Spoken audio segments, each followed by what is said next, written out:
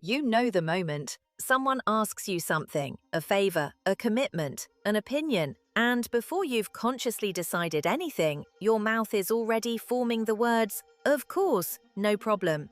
And then, almost immediately, there's this sinking feeling, a kind of low-level dread. You've agreed to something you didn't want to do, and you did it so fast you barely noticed. This isn't a character flaw, it's not weakness. It's a pattern, one that almost certainly began long before you were old enough to choose it.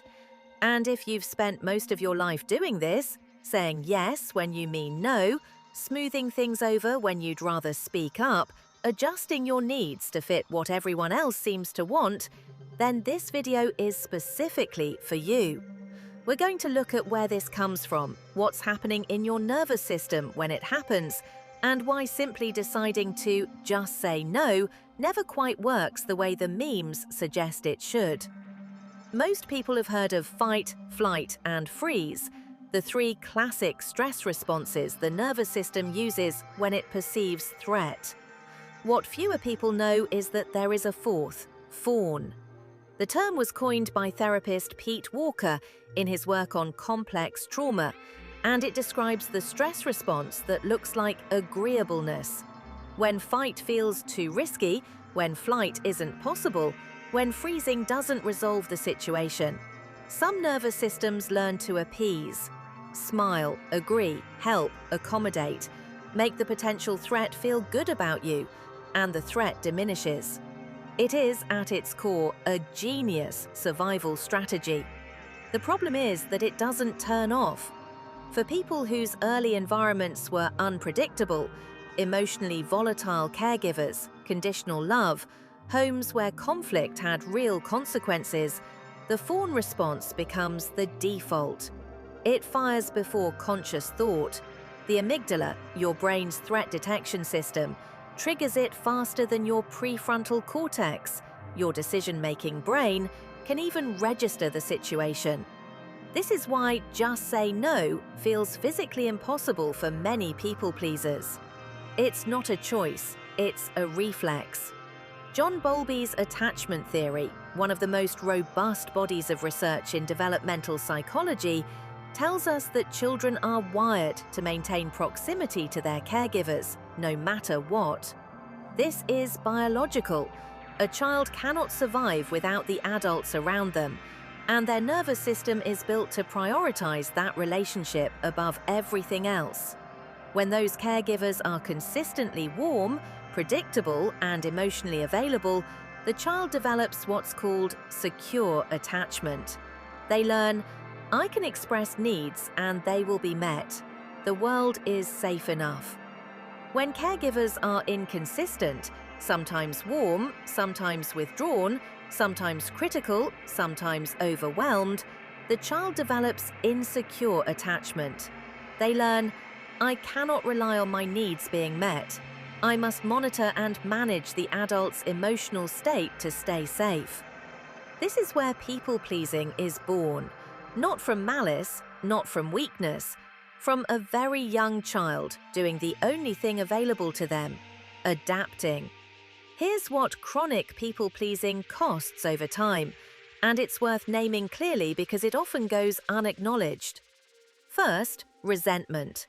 When you repeatedly say yes to things you don't want to do, a quiet resentment accumulates, not necessarily at the people you're accommodating, but at the pattern itself and at your inability to break it. Second, self-abandonment. Each time you override your own needs to meet someone else's, you are, in a small way, communicating to yourself that your needs matter less. Over enough repetitions, this becomes a belief. Third, and perhaps most importantly, erosion of identity. Long-term people-pleasers frequently report not knowing what they actually want, what they actually think, or who they actually are outside of their relationships and roles. The self that was suppressed in childhood doesn't grow. It waits. If this is resonating, please subscribe to this channel. We make this content every week, and the next video in this series goes into exactly what recovery looks like. The cost of people-pleasing is real, cumulative, and often invisible until a point of genuine exhaustion or crisis. But it is absolutely reversible. For many people-pleasers, the early message wasn't just keep others happy, it was something more corrosive. Your authentic self is not acceptable. This is what psychologists call shame-based conditioning. When a child learns that being too loud, too needy, too emotional, too different results in withdrawal of love, criticism, or emotional coldness, they learn to hide those parts of themselves. Brené Brown's extensive research on shame identifies it as the most psychologically painful emotion, the fear that something about us is fundamentally wrong or unworthy of connection. Shame-based people-pleasing is particularly entrenched because the drive isn't just to avoid conflict, it's to avoid exposure. If I show my real self and it's rejected, the wound is deeper than mere disappointment. This is why many people-pleasers feel a particular terror around authenticity. Not just they might be annoyed, but they might discover who I really am, and that person isn't worth keeping around. That belief is almost certainly not true, but it is very old and very loud. A quick note on advice. You've heard it. You just need to be more assertive. Just say no. Stop letting people walk over you. This advice fails not because the person receiving it doesn't understand it, but because it addresses the behavior without addressing the nervous system. People-pleasing is maintained by two powerful reinforcement loops. Positive reinforcement. When you people-please, the other person's approval, relief, or gratitude feels good. Your nervous system gets a hit of safety. Negative reinforcement. The anxiety that would have been triggered by saying no is avoided. Your nervous system gets relief. Breaking a pattern that is reinforced on both ends requires more than resolve. It requires a gradual recalibration of what your nervous system treats as threat.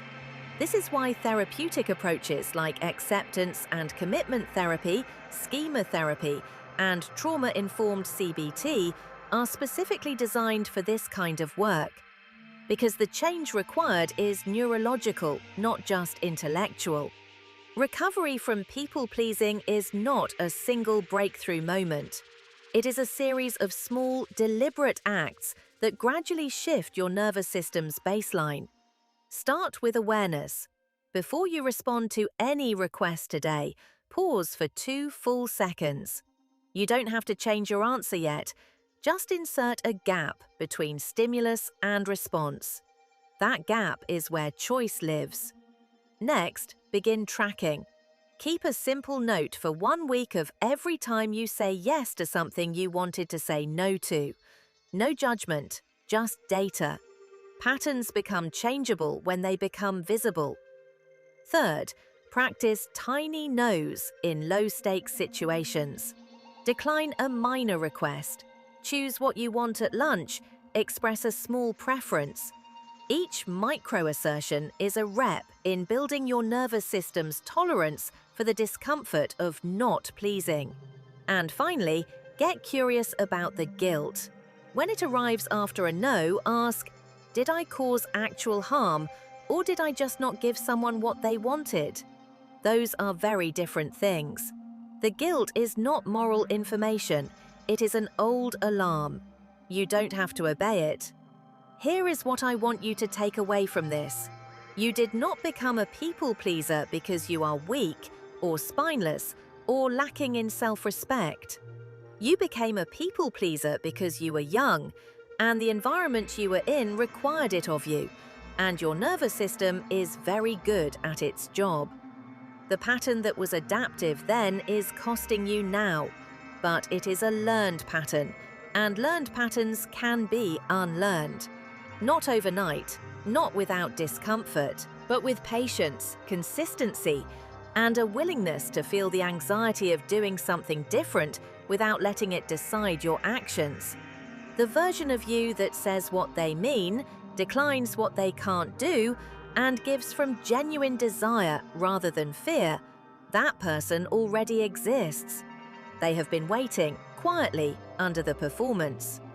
This is Series 6 of Healing Through Thoughts. New content drops every day this week on this topic. Please subscribe so you don't miss it. And if this video helped you, share it with one person who needed to hear it. Take good care.